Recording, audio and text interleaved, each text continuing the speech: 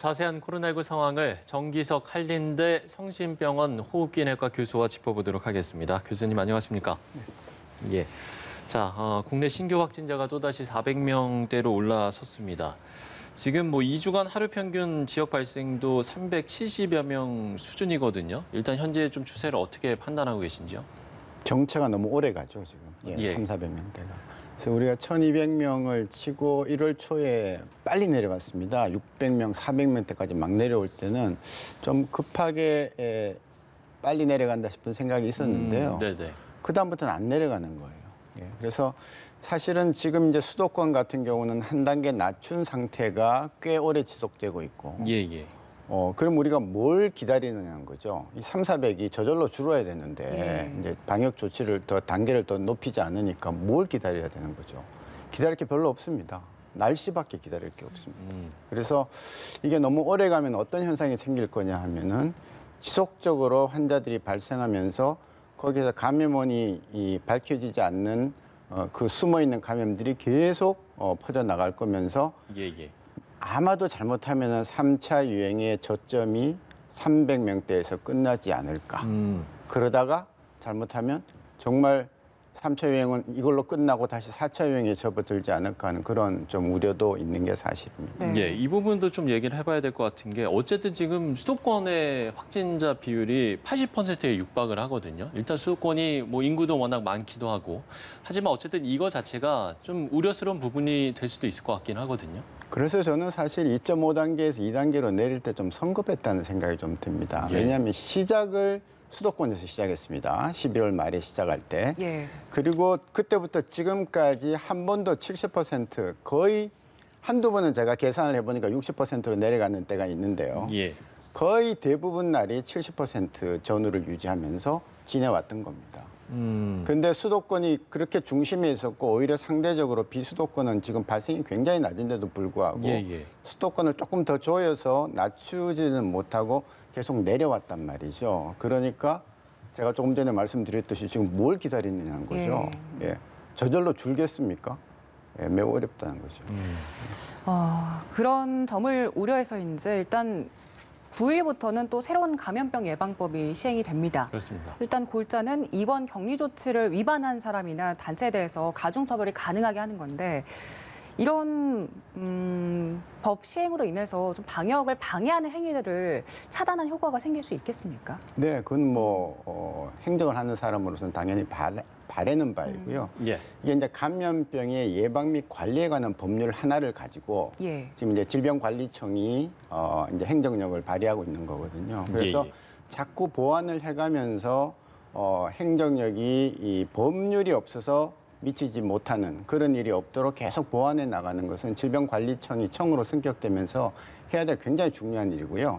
사실 그전에 질병관리본부 시절에서는 질병관리과가 그러니까 보건복지부의 질병정책과가 이 법률을 다 가지고 있었습니다. 그러니까 질병관리본부는 위임을 받아서 일을 하는 거고요. 그래서 공무원 조직은 법률을 갖고 있느냐 없느냐가 얼마나 실행력을 있고 그 권위를 갖고 있느냐의 차이거든요. 그래서 법률이 계속 보완되고 조금 강화된다는 것은 그만큼 우리 국민이 조금 더 방역, 감염의 위험으로부터 조금 더 행정력이 들어갈 여지를 많이 가지게 됐다 그렇게 봅니다.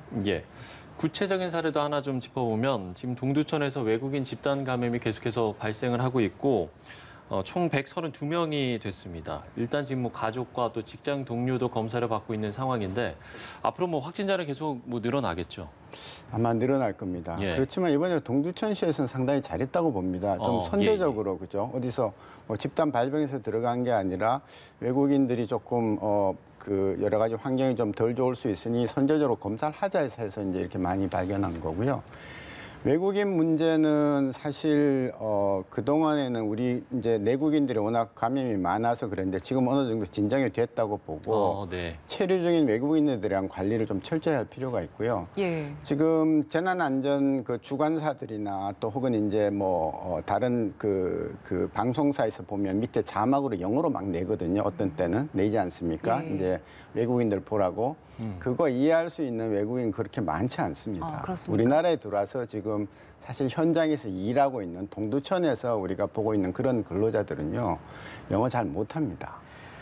그럼 실질적으로 그 외국인들에게 검사를 받아라, 치료를 받아야 한다라고 호소를 하려면 어떤 방법이 가장 효과적이겠습니까?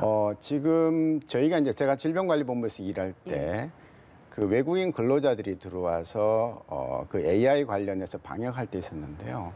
그분들한테 나가는 안내문이 13개국어로 나갑니다. 영어가 그렇게 쉽고 중국어가 쉽다면 그렇게 두 개로 내지 못하러 그렇게 복잡하게 내겠습니까? 그렇죠? 그럴 정도로 서로 간의 소통이 덜 되는 거거든요. 그래서 그분들의 이제 커뮤니티가 있을 테니까 그분들을 중심으로 해서 연결되어 있는 사회가 있을 테니까 거기에다가 적극적으로 그네들의 말로 홍보를 해야 됩니다. 한 달이 건너면 안 되니까요. 예. 여러 가지 언어들이 있습니다. 아프리카어부터 네팔어까지 정말 많은 언어들이 있고요. 그 언어로 철저히 해야 되고, 물론 당연히 이제 불법 체류자에 대한 문제를 어떻게 할 것인가는 간단치가 않은 문제입니다. 예, 그렇지만 그 부분을 포함해서 이제는 국내 거주 혹은 체류하는 외국인에 대해서도 조금 더 관심을 가져야 되겠다, 그렇게 봅니다. 일단 당국에서는 불법 체류자분들도 걱정하지 말고 검사와 치료를 받으라고 이렇게 밝힌 상황이지만 일단 그들의 언어로 소통을 해야 된다. 이게 더 중요하다 이런 말씀이신 거죠? 예, 소위 이제 불체자라고 부르는 그분들이 신원이 노출되면 언젠가는 강제 추방을 당하지 않을까 뭐 이런 그건 또 법무부 소관이기 때문에 정부 간의 협조가 잘 될 것 같지만 법무부에서 한번 딱 마음먹고 딱 뒤지면 그분들 다 나가야 되기 때문에 쉽게 아마 안 나타나실 가능성이 많습니다. 이제 그런 부분들을 좀 고려를 해서 뭔가를 지금보다는 좀 다르게 해야 된다는 그런 말씀이죠. 예, 그분들에 대한 뭐 백신 접종도 필요하다 이런 목소리도 있지 않습니까? 그거는 당연히 해야 됩니다. 예, 근데 문제는 그 백신을 했을 때에 그분들을 신원을 확인을 하고 또 두 번 맞아야 될 경우에는 두 번째 제대로 맞을 거 연락을 하고 등등 해야 되기 때문에 그분들의 신원은 온전히 노출될 수밖에 없겠죠. 그래서 이제 질병관리청이 그걸 완전히 보장을 해주는 그런 전제 조건을 달더라도 저는 백신이 필요한 부분은 그쪽 분들도 굉장히 지금 필요하다, 절실하다 그렇게 보고 있습니다. 예, 알겠습니다. 자, 백신 접종 이야기를 해보겠습니다. 지금 이제 국내 인구 기준으로 해서 접종률이 0.57%입니다. 글쎄요, 이 정도의 지금 추세라고 한다면 이제 정부에서 목표로 하는 11월 집단 면역이 좀 가능하다라고 보십니까? 예, 지금 아주 미미하지만 사실 우리나라는 해마다 그 백신을 굉장히 많이 정기적으로 놔온 나라이고요. 뭐 지난해 우리 다 겪었지만 독감 백신 같은 경우는 전국에 있는 2만 개의 의료기관이 참여해서 백신을 놓습니다. 하루에 10명만 놓으면 20만 명이 접종을 하게 되는 거예요. 그래서 물론 화이자, 모더나는 그 일반 의료기관에서 못 놓습니다. 뭐 열심히 하면 할 수는 있겠지만, 그래서 그것은 이미 국가에서 계획하고 있는 250개의 전문 센터에서 맞고, 나머지 알고 있는 얀센, 아스트라제네카, 노바백스 등등을 전부 2만 개에서만 놓는다 치더라도 저는 문제가 없다고 봅니다. 다만 뭐 우리가 다 알다시피 공급량이 문제겠죠. 공급이 제때 되기만 하면 그리고 약간의 순차적으로 들어와야지 한꺼번에 다 들어오면 또 소화가 좀 덜 되겠죠. 그러나 우리는 한 2달 반에 걸쳐서 2천만 명 정도의 주사를 놓을 수 있는 그것도 여유 있게 놓을 수 있는 나라이기 때문에 물량만 충분하다면 저희는 11월 달 집단 면역을 완성하는 데 접종하는 숫자에는 문제가 없다, 그렇게 말씀드립니다. 일단 그럼 앞으로 백신 접종에 있어서의 변수는 백신 수급 정도라고 예상을 해주셨는데 요즘 또 우려되는 것이 국민들의 불안감을 빼놓을 수가 없을 것 같습니다. 이게 인과관계가 있는 것인지 아니면 단순한 선후관계인지는 아직 밝혀지지 않았습니다만 계속해서 백신을 접종한 뒤에 사망한 사례가 보고되고 있기도 하고 또 이상 반응도 나오고 있어서요. 백신 접종을 맞아도 될까? 지금 두려워하시는 분들에게 어떤 말씀 주시겠습니까? 단언은 할 수는 없습니다만은 지금 사실은 의료진들이 제일 먼저 맞고 있지 않습니까? 저도 이제 다음 주에 아스트라제네카 걸 맞는데요. 그냥 각자한테 돌아오는 순서대로 백신을 맞아주는 것이 현재까지는 정답이다, 이렇게 봅니다. 부작용 없는 주사 없습니다. 부작용이 하나도 없다면 그만큼 효과도 적을 수 있다고 얘기를 하는 거고요. 우리가 주사 맞으면 주사 맞는 부위 약간 붓는다든지 아프다든지 등등 이런 일은 비일비재하기 때문에 그것을 다 부작용이라고 따지면 사실은 굉장히 어렵죠. 예, 그래서 우리가 이 주사를 맞는 이유는 우리가 이 어려운 정말 심리적으로도 어렵고 경제적으로 어려운 이 난국을 다 같이 타파하기 위해서는 같이 백신 맞는 방법밖에 없거든요. 예. 그래서 물론 정말 위험이 있고 정말 문제가 있으면 질병관리청이 지금 주관하고 있으니까 신속하고 투명하게 얘기를 해야 됩니다. 그러나 아직까지는 전 세계적으로 2억 명 이상이 지금 주사를 맞았는데 종류는 좀 다르지만 예. 특별히 이 주사 때문에 정말 사망했다. 이런 얘기가 아직까지는 모이지 않고 있습니다. 서로 한 명 정도가 사망을 하더라도 지금 우리 국민 지금 하루에 몇 명이 사망하고 있습니까? 코로나 때문에. 그렇기 때문에 공중보건의 입장에서는 아직까지는 이 백신에 대해서 의심을 가지고 안 맞아야 될 그런 사유는 없다 그렇게 봅니다. 예. 자, 어제 식약처가 화이자 백신을 만 16세 이상부터 고등학생들도 맞을 수 있게 허가를 했습니다. 그러면 이제 앞으로 접종 확대까지 또 어떤 절차가 남아 있는 겁니까? 지난번 우리 이제 아스트라제네카 백신 허가하듯이요. 네. 지금 이제 16, 17세가 이제 그 문제가 되니까 결국 질병관리청으로 넘어가서 예방접종 전문위원회가 최종적으로 승인을 하면 이제 화이자 백신도 다 맞을 거고 조금 젊은 층에도 나이가 좀 16, 17세까지도 허가가 나면 시행을 할 거다 그렇게 보고 있습니다. 네. 그리고 또 저희가 변이 바이러스에 대해서 어떻게 대응을 해야 할지 이 점도 참 우려스럽습니다. 그동안에는 변이 바이러스의 백신이 어느 정도 효과가 있을 것이다. 아니다, 없다. 이런 보도들이 엇갈려서 나왔었는데 지금 최근에 보고된 연구 결과에 따르면 기존의 백신으로는 변이 바이러스 맞기 어렵다 이렇다고 하는데 이건 어떤 겁니까? 일단 우리나라는 지금 변이 바이러스가 지역사회에 들어오지 않은 것으로 보고 있습니다. 예. 그렇습니까? 그래서 예. 그 걱정을 지금 당장 하시는 거는 좀 시기상조이고요. 예. 네. 다만 이제 원리를 따지면 이렇습니다. 지금 현재 우리가 갖고 있는 백신에 잘 안 듣는 건 확실합니다. 좀 덜 듣는 건 확실하고요. 일부 특히 이제 남아공 쪽은 덜 듣는데 이게 정말 안 듣는 바이러스가 앞으로도 나올 것입니다.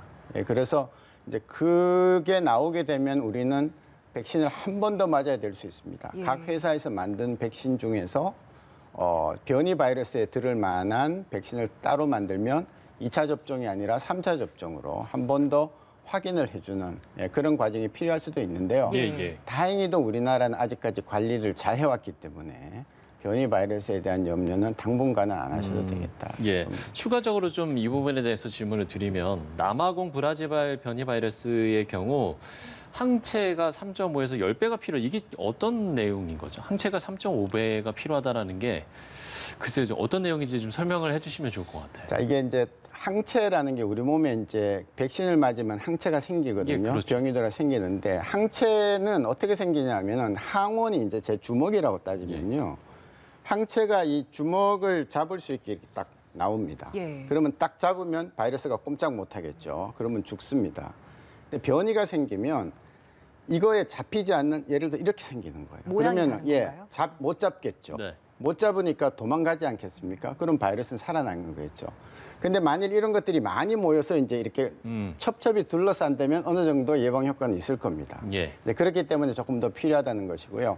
결국은 모양을 완전히 벗어나게 되면 이것이 암만 많이 모여도 바이러스를 잡지 못하게 되겠죠. 그래서 이제 완전히 새로운 게 필요한데 아직까지는 이거의 변형이 지금 우리가 만들어 놓은 이거에 크게 빗나가지는 않는다라고 보는 거죠.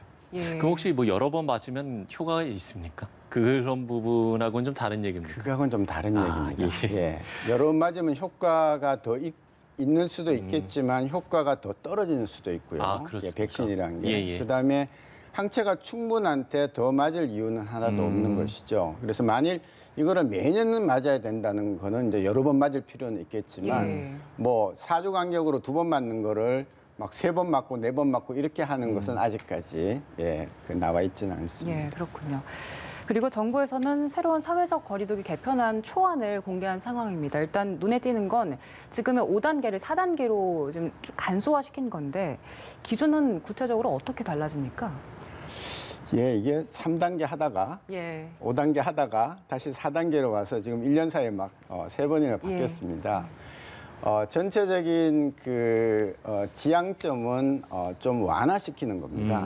완화시키는 것이고 지금 뭐 확정된 건 아니지만 우리 5,200만 인구의 0.7%, 1.5%, 3% 정도를 해서 뭐 350명, 750명, 1,500명 정도를 기준으로 해서 이제 1, 2, 3, 4단계를 만드는 것이라서요. 그리고 이제 식당이나 카페 영업 시간도 조금 더 자유로에 맡기고 하는 등등이 있어서 이걸 보면서 지금 이제 정부가 주장하는 것은 자율과 책임입니다. 그래서 자율에 맡기겠다.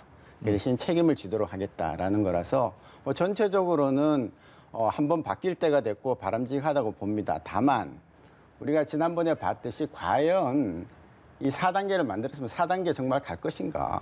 1,556명이 넘으면 4단계 가야 됩니다. 그러면은 저녁 6시 이후에 3인 이상 집합 금지가 되는 건데 그렇죠. 지난번 3단계 안 갔잖아요. 5단계 만들어 놓고 3단계 안 갔거든요. 1,200명이 훌쩍 넘는데도 1,000명이 넘는데도 그래서 실행을 안 할 거면은 사실은 공표를 하면 안 되죠.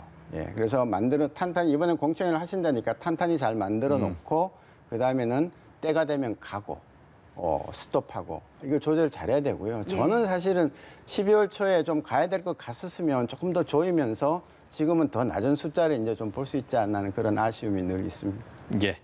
자, 정부가 앞으로 발표할 사회적 거리두기 체계 개편안에 대한 내용까지 저희가 짚어봤습니다. 정기석 한림대 성심병원 호흡기내과 교수와 이야기 나눠봤습니다. 오늘 말씀 고맙습니다.